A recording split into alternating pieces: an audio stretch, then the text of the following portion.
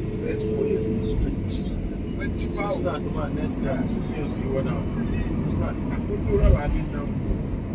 I've been now going man. It's such a move to the school now. I'm doing rubber. Was it now? Jesse Kasaya, see Kasa.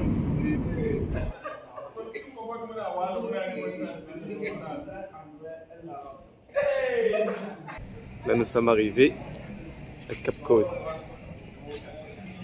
et au Castle Cap Coast où il y a eu les esclavagistes qui envoyaient des hommes en Amérique. On commence la visite, Daniel? Ouais. Allez, on suit le guide. Ça fait bizarre parce que on se dit tout le monde est passé par là et ça c'est chargé en histoire, donc voilà. Ensuite on va continuer la visite avec un guide, mais regardez-moi cette vue magnifique, c'est pas normal. Tous les esclaves ils sont passés par là. Je me nomme Antoine Boadi et je suis votre guide. Mais avant de commencer la visite, c'est très important de savoir qu'il y a 3 châteaux ici au Ghana. Le château d'Esclave, le château d'Elmina, le château de Osu et le château de Cape Coast. Le château d'Elmina a été construit par les Portugais en 1482. Le château de Osu a été construit par les Danois en 1661 ou 1662. Et celui-ci est un château britannique. Les Britanniques ont établi le château de Cape Coast en 1664. Donc en 1664 jusqu'en 2022, le château de Cape Coast a 357 ans. Le château d'Elmina a 540 ans. Mais ici, dans le château de Cape Coast, se trouvent 2 donjons. Les donjons sont comme les prisons ou cellules pour les Britanniques, les Français, les Portugais. Mais ici, c'était les Britanniques qui stockaient nos ancêtres dans les donjons. Dans les donjons des hommes, il y avait 1000 hommes. Dans les donjons des femmes, il y avait 500 femmes. Il y avait aussi les enfants, parce que les Britanniques ont trouvé que c'était très facile à contrôler les enfants africains. Donc, ils venaient acheter beaucoup d'Africains ici. Et puis, transporter les enfants, les femmes, les hommes aux États-Unis pour travailler dans les plantations. Mais la principale différence entre le château de Cape Coast et Elmina, c'est que le château d'Elmina n'a pas été construit pour la traite des esclaves. Les Portugais ont établi le château d'Elmina pour stocker de l'or, pas pour stocker les esclaves. Non. Mais les Britanniques ont établi le château de Cape Coast pour la traite des esclaves. Donc aujourd'hui, on va voir les vrais donjons. Les donjons que les Britanniques ont établis pour stocker les esclaves ici. L'esclavage a duré pour plus de 4 siècles. Mais venez, je vais vous montrer quelque chose qui est très important aussi. Les canons, c'était pour protéger le château de Cape Coast. Parce que le Ghana était la côte d'or de l'Afrique de l'Ouest. Donc les Français, les Portugais, Hollandais voulaient attaquer les Britanniques ici. Donc les Britanniques utilisaient les canons pour tirer. C'était les canons qu'ils utilisaient pour protéger le château de Cape Coast contre les Éthiopiens qui voulaient les attaquer ici. Mais il y a 4 tombes. Les 4 tombes sont là-bas. Je vais vous montrer les 4 tombes. Mais les 4 tombes, il y a une qui est pour un Africain, qui se nomme Philippe Kouako. Et les 3 tombes sont pour les Européens, le gouverneur du château, sa femme et l'un des militaires britanniques. Le gouverneur se nomme Maclean. Maclean était le gouverneur de Cape Coast depuis 1830 jusqu'en 1844. On peut dire que c'est Maclean qui a aboli l'esclavage ici. Maclean a bouché le tunnel qui commence dans le donjon des hommes jusqu'à la porte du Nord et tout en 1834.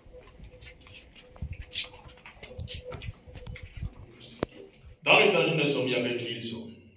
Il y avait les hommes qui révoltaient. Il y avait les hommes africains qui voulaient même tuer les militaires britanniques. Toutes les hommes qui voulaient tuer, tous les hommes dans le donjon des hommes qui étaient révoltants étaient fermés dans cette cellule. Sans à boire, sans fenêtre, sans manger. Ça, c'était pour les terminer. Et puis c'était à la mer, les Britanniques militaires jetaient tous les corps. À Fleur, ça, ce sont les Noirs américains qui viennent ici, les Jamaïcains qui viennent faire la visite ici. Ils envoient leur faire pour les ancêtres. Passivement, c'est au pillage de la mer. Ils écrasent ça. Il y a passivement, ça c'est passivement. Coquillage. Ils prennent les traits, ils écrasent ça. puis ce sont les Africains qui ont établi le château de Cape Coast. Les Britanniques ont utilisé les Africains. Ils ont construit leur propre prison. Exactement.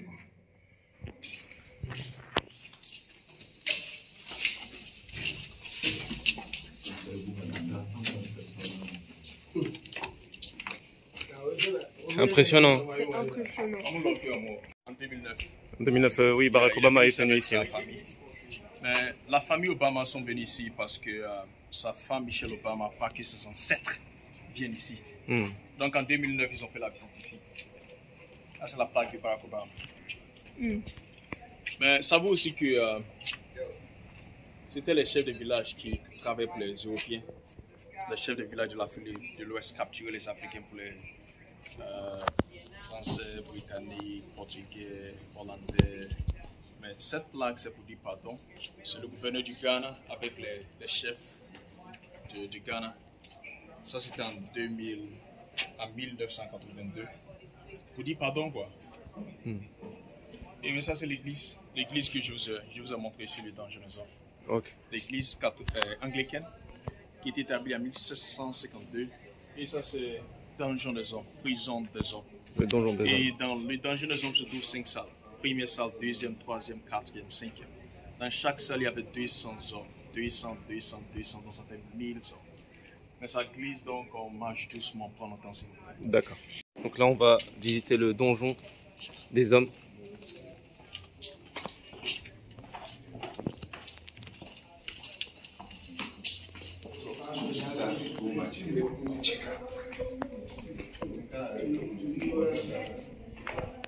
Donc là, nous sommes dans une première prison où il y avait 200 personnes entassées ici dans cette pièce-là.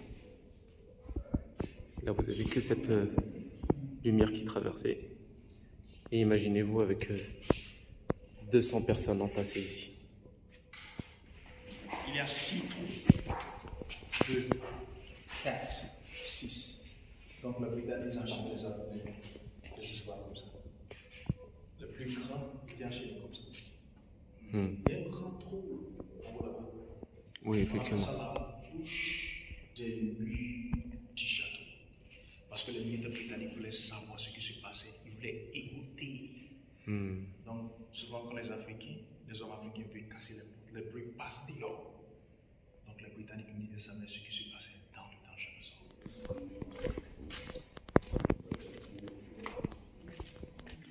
Les Britanniques ont été venus l'église là-bas.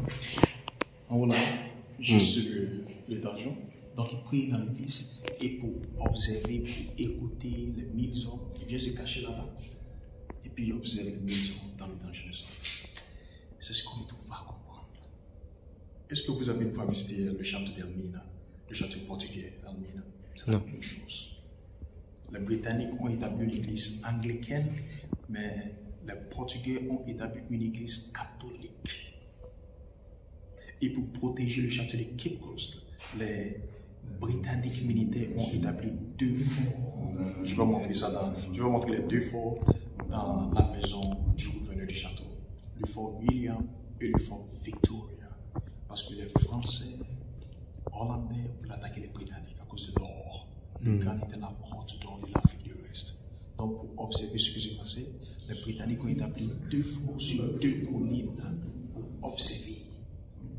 On va voir les 2 forts. On va aller dans la maison du gouverneur et on va voir l'église que je vais vous montrer. L'église était établie en 1752.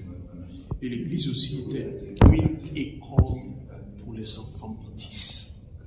Parce que les Britanniques militaires violaient les femmes africaines dans le Dangeneusons. Donc les femmes africaines tombaient enceintes. Si tu es une femme, tu tombes enceinte, ils te font sortir dehors. Il y avait les quartiers britanniques dehors. Tu vas accoucher, mais les femmes accouchaient les enfants métis.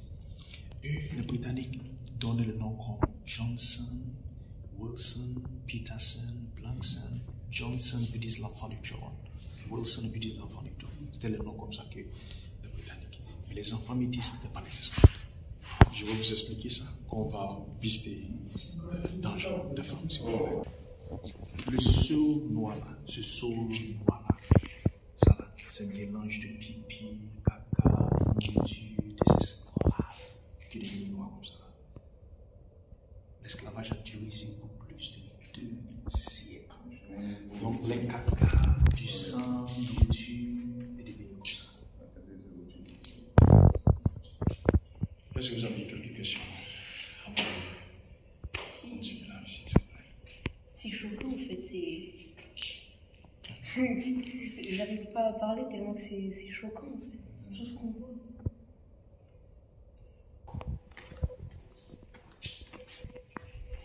Venez voir, s'il vous plaît.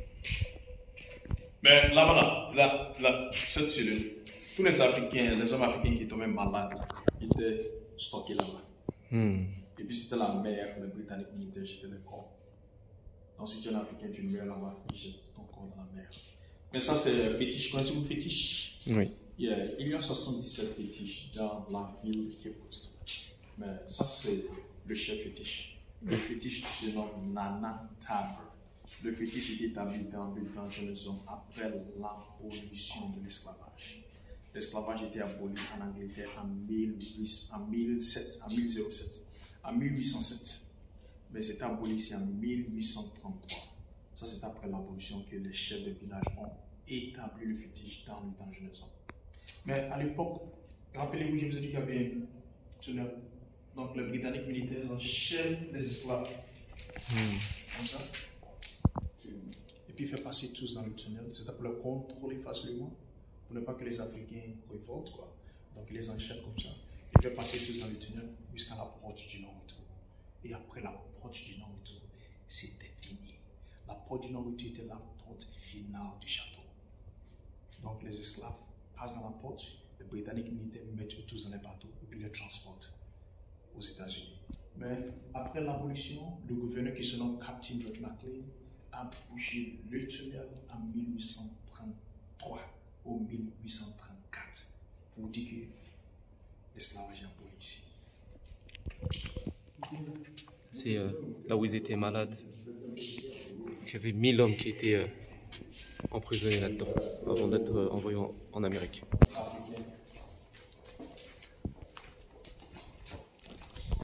Mais le tunnel commence dans le Dangerous.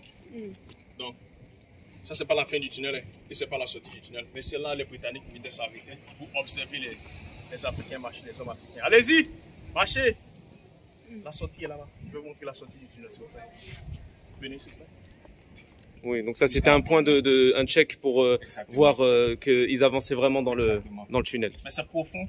Si vous voulez voir le tunnel bien, attention à la tête, regardez comme ça. Ok, attention s'il vous plaît. Profond, le tunnel est profond. Ah oui.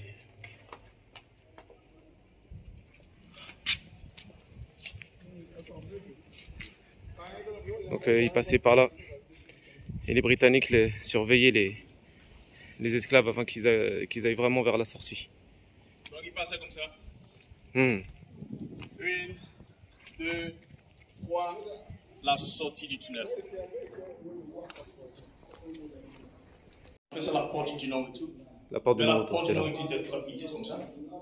Comme ça. Mais parce que la mer était très violente, les Britanniques ont bouché cette porte. Parce que la mer rentrait, donc ils ont bouché cette porte du non-retour. Le tunnel était bouché en 1834 ou en 1833 pour abolir l'esclavage. Mais quand la porte du non-retour ici était bouchée, là, le tunnel était ouvert. Donc il vient, ça c'était la sortie du tunnel. Le tunnel qui commence à être dangereux. Ils viennent comme ça. Mais il y a une porte du non-retour, une autre porte du non-retour que je vais montrer. Mais McLean, le gouverneur du château, a bouché le tunnel en 1834 pour abolir l'esclavage ici. Mais il y a 2 donjons pour les femmes, 2 donjons. Oui, 2. Dans chaque donjon, il y avait 250 femmes. Mais les Britanniques militaires viennent, ils vont chercher les femmes, ils vont violer les femmes. Mais il y avait beaucoup de femmes qui révoltaient. Toutes les femmes qui révoltaient dans les donjons hommes étaient stockées là. Il y avait une porte là, c'était pour les punir. Mais regardez quelque chose, s'il vous plaît. Regardez la différence. Pour les femmes, les Britanniques les donnaient à manger, à boire. Il y avait fenêtres pour eux. Mais pour les hommes, est-ce que vous avez vu les fenêtres? Non. Vous savez pourquoi? Parce que les Britanniques ont trouvé que c'était les femmes africaines qui accouchaient. C'était les femmes qui tombaient enceintes et accouchaient pour eux. Donc pour les femmes, ce n'était pas pour les tuer, mais c'était pour les punir pour quelques jours. Puis c'était fini. Et puis les ramènent dans les donjons des femmes. Mais pour les hommes, sans fenêtre, sans boire, sans manger, c'était pour les tuer, pour les terminer. C'est la différence. Donc là on rentre dans le donjon des femmes. Ça, c'est les femmes. Donjon des femmes. Il y a deux donjons de femmes. Deux. Chaque donjon avait 205 femmes. Et en face. Les femmes tombaient enceintes parce que les Britanniques, toutes les femmes qui tombaient enceintes, il y avait les quartiers d'immeubles. Les quartiers britanniques. Donc, si tu es une femme africaine qui tombe enceinte, là, les Britanniques venaient de l'Est dans les quartiers britanniques pour accoucher. Mais les femmes accouchaient les enfants métis.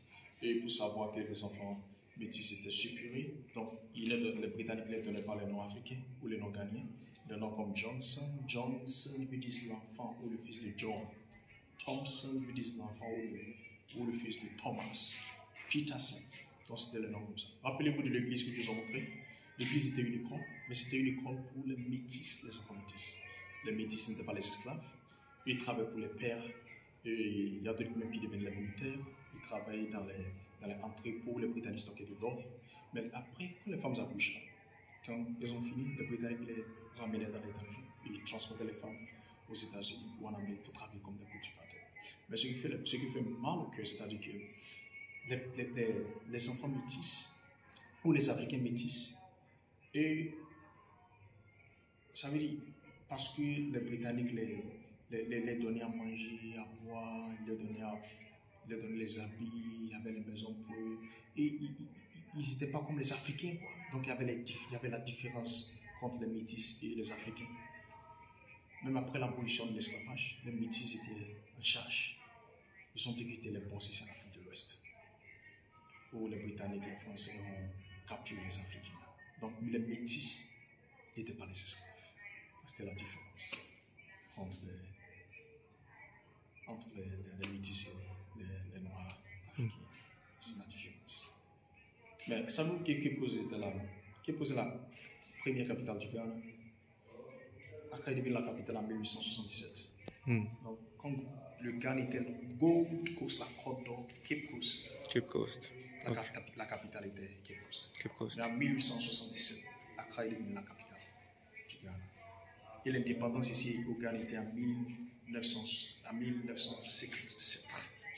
Donc les Britanniques étaient toujours ici au Ghana. Ils sont quittés en 1960. C'était après l'indépendance. Et puis l'esclavage a duré pour 4 siècles. Parce que les Britanniques, les Français, ils ont trop profité. Il y avait beaucoup d'or partout. C'est toujours la faiblesse de l'être humain, c'est ça. Exactement. C'est la volonté d'avoir du pouvoir et des richesses. Ils ont transporté beaucoup d'or. C'est vraiment quelque chose de très violent, en fait, j'ai envie de vous dire. Parce qu'on se rend compte de la réalité de ce qui s'est passé dans ces lieux. Là, actuellement, je vous parle d'un donjon où les femmes étaient parquées ici. Il y en avait 250 dans ce donjon-là. Il y en a un en face où il y en avait encore 250. Et donc les Britanniques, à l'époque, s'en servaient pour des filles de joie, j'ai envie de vous dire. Et faisaient des enfants, prenaient les métis travaillaient pour eux.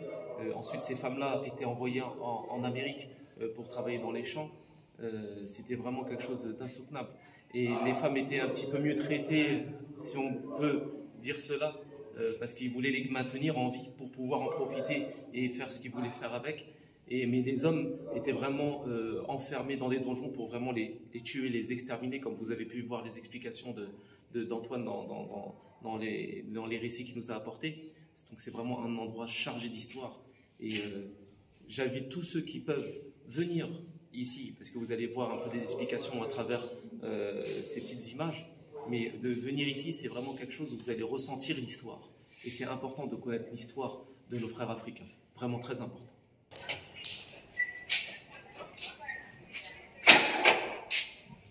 La porte du Nord-Retour, mais ça c'était la porte finale du château. Mais la vraie porte du Nord-Retour était très petite comme ça.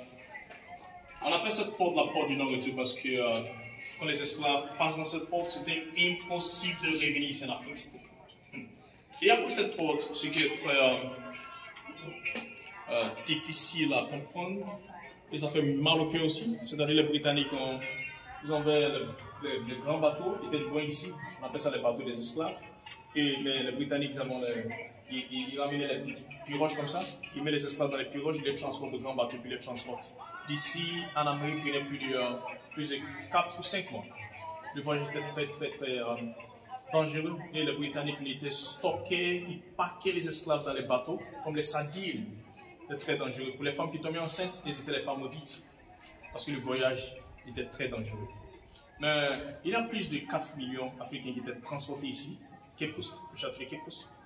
Mais les Britanniques transportaient les Africains en Amérique pour travailler dans les plantations pour eux. Mais à Cape Coast, ici, on a 2 portes. La porte du Nord et tout, qui était la vraie porte du château, et c'était aussi la porte finale. Et la porte du Nord était construite par les Britanniques. Mais on a une porte du retour, je vais montrer la porte du retour. La porte du retour était établie en 1998. C'est une porte symbolique, qui veut dire nos frères, les Noirs français, les Noirs américains, les Noirs britanniques peuvent venir ici, en Afrique. Donc après la porte du retour, il y a une plaque là-bas qui dit Aquaba. Aquaba veut dire bienvenue. Aquaba, bienvenue. C'est ça veut dire. On appelle cette plage la plage européenne parce que c'était impossible à l'époque. À l'époque, c'était impossible pour les Noirs, les Africains, les femmes noires, les enfants noirs, les hommes noirs pour nager ou pêcher parce que les Britanniques vont te tuer vite. Venez voir s'il vous plaît. Mais les pirogues pour les pêcheurs vont pêcher et puis les femmes viennent chercher, viennent payer les poissons.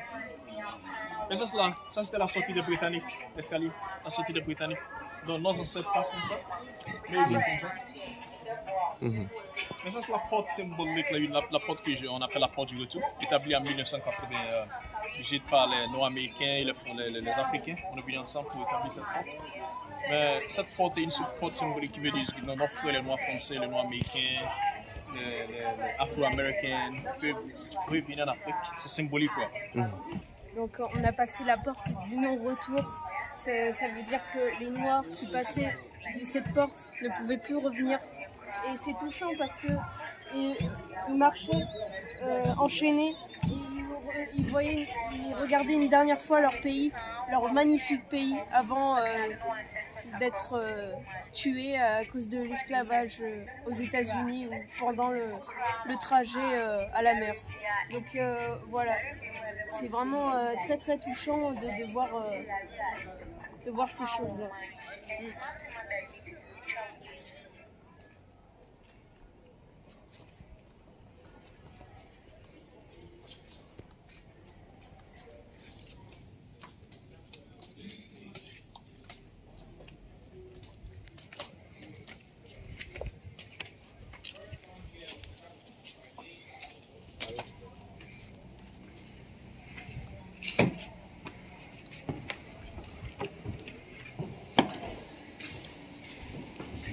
C'est le marché du château de Cape Coast. Il y avait des tables.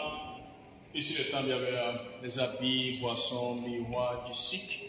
Donc, les chefs de village venaient vendre des esclaves ici. Et tu viens, les militaires britanniques, les Britanniques travaillaient ici, vont te demander qu'est-ce que vous voulez? Vous voulez quoi? Des habits, boissons, miroirs, du sucre. Donc, ils te donnent ça et puis ils prennent des esclaves. C'était le marché du château. On appelle ce marché-là Palava Hall. Palava est un mot portugais qui veut dire to negotiate, or bargain. C'est ce que ça veut dire. La salle de Palava, le marché du château de Cape Coast. Le fort sur la colline est le fort William. C'est la colline là-bas. Oui. Donc les Britanniques ont établi le fort William pour protéger le château de Cape Coast contre les autres Européens, les Français, les Hollandais qui voulaient attaquer les Britanniques. Mais comme je vous ai dit qu'il y a 2 forts, celui-ci est le fort William. Le fort William a été établi en 1820. Mais dans la chambre du gouverneur, je vais montrer le fort Victoria. Mais ça c'est William. Et là c'était pour les Britanniques militaires. Et le travail des militaires britanniques c'était pour protéger le château et observer ce qui se passait ici à Cape Coast. Parce qu'il y avait les chefs des villages qui voulaient attaquer les Britanniques ici. Donc c'était pas facile, ça vous savez, il y a les canons. Là c'est le nord, sud, l'ouest. Donc les Britanniques, et ça c'est une église anglicaine, une église catholique en haut là-bas. Et ça, cette église est une église méthodiste. Ça c'est l'ancienne église méthodiste ici au Ghana, établie en 1835. Du château. La cour de justice du château, oui. Je ne sais pas pourquoi j'ai appelé les Britanniques une cour de justice. C'est un peu bizarre, parce qu'il y avait beaucoup d'esclaves qui mouraient dans... Il n'y a aucune justice en fait, compte. C'était peut-être la cour de l'injustice. La justice.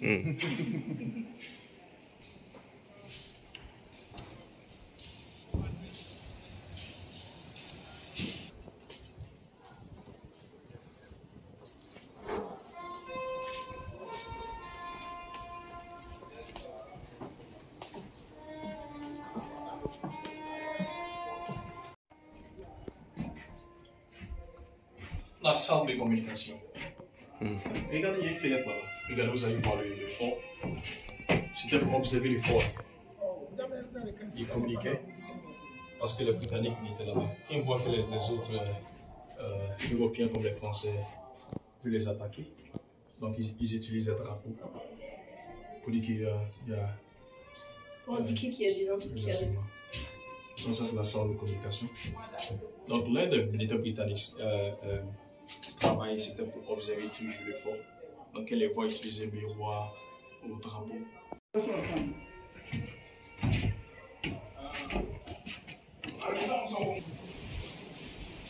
La maison du gouverneur du château, mais on est dans le salon du gouverneur. Et le salon a 9 fenêtres. C'est la chambre du gouverneur. La chambre du gouverneur a 5 fenêtres. Donc, il y a 14 fenêtres pour une personne. Ça n'a rien à voir avec les donjons où ils étaient à 1000 avec une seule fenêtre. Petite fenêtre en plus. Là, je me trouve actuellement dans le château Castle Cape Coast au Ghana. Et ce lieu-là, c'est les appartements du gouverneur du château à l'époque.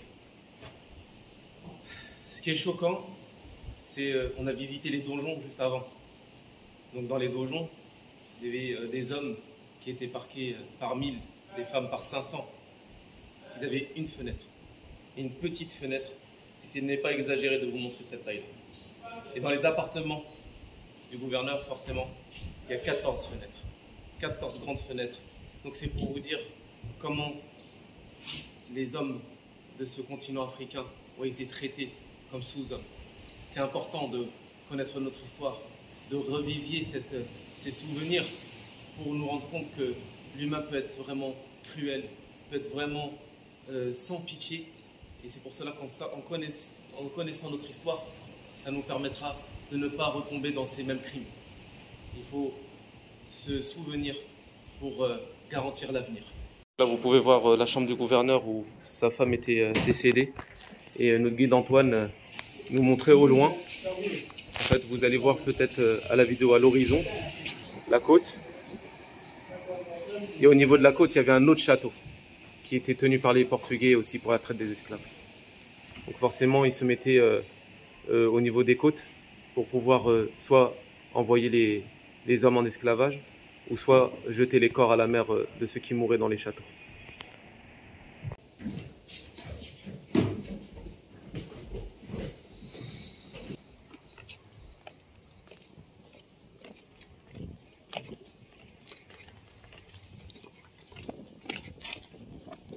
Le trou que je vous ai montré dans le donjon des hommes.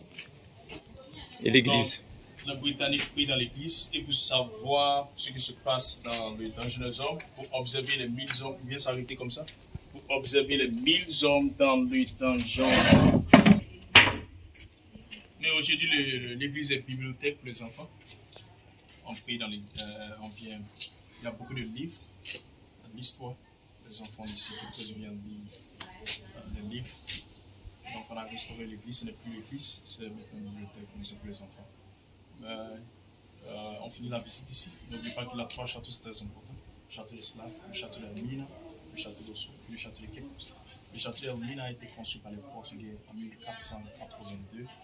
Et le château d'Elmina a 540 ans. Le château de Ossou se trouve dans la ville de Accra. Ça a été construit par les Danois en 1661. Et celui-ci est le château de Cape Coast. Le château de Cape Coast a été construit par les Britanniques en 1664. Donc en 1664 jusqu'en 2022, le château de Cape Coast a 357 ans. Mais on sait que l'esclavage continue toujours, qu'est-ce qu'on peut faire pour terminer l'esclavage. Moi, je pense que l'esclavage, nous les Africains doivent développer l'Afrique pour les Africains. Merci beaucoup pour vos visites. Mon nom est Antoine Boadi ou Anthony Boadi. Merci beaucoup. Merci beaucoup Antoine. Merci beaucoup pour cette visite. Merci beaucoup. Merci beaucoup. Merci beaucoup. On a pu profiter de ce moment-là pour faire la visite de Castle Top Coast ici au Ghana. Donc j'ai vu que Daniel, tu étais un petit peu impressionné par rapport à ce que tu as vu, à ce que tu as entendu surtout. Ah oui, ça c'est vrai, hein. Le fait de voir et de se dire que quand on marchait là où on était, on disait que les esclaves étaient là, ils étaient en train de souffrir. C'était vraiment... J'étais dégoûtée, voilà. Voilà, c'était vraiment très dur à entendre, mais c'était la réalité. Il faut faire en sorte à ce que cette réalité soit des leçons pour lutter contre toute injustice.